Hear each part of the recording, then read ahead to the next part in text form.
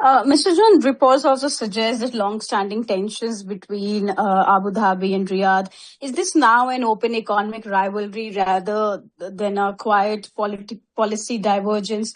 And do you think this could also trigger realignment within the GCC or even further institutional strain?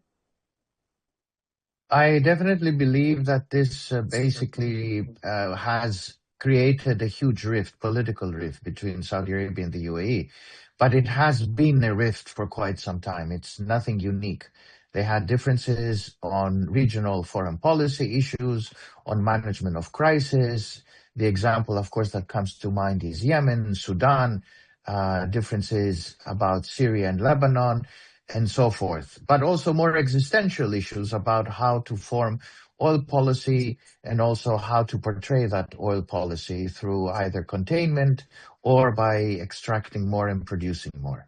I think the rift will continue, and definitely we will see it reverberated either by an exit of the UAE from the Arab League, from the GCC secretariat, and so forth. But also, the UAE believes that they are a regional power. They believe that they are here to be seen. And this is not an emotional decision. This is a decision that has the maximalist point of view, which is that now that we are faced with the crisis, the UAE wants to make clear that they're going to exit and they want to be heard.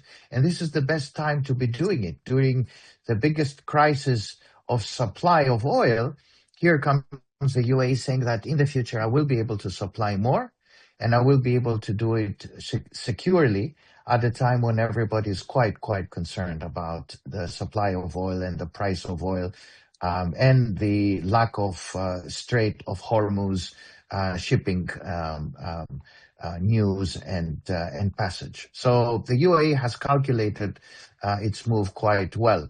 But Saudi Arabia is also the largest producer of oil for the Gulf.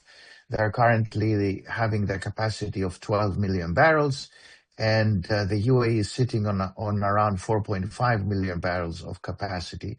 So that is really a big difference. At the end of the day, Saudi Arabia is still a very reliable producer and safe producer. And if I might add, Saudi Arabia is now the only Gulf country that is able to produce and export at near capacity to where they were producing before. Not exact, but near. They were exporting 7 million barrels prior to the crisis. Today, they're exporting around 4.5 to 5 million barrels. So that's very much needed and provides some cushioning for the global oil markets. Not enough, because we still need about 15 million barrels of oil every day for the supply, especially in Asia.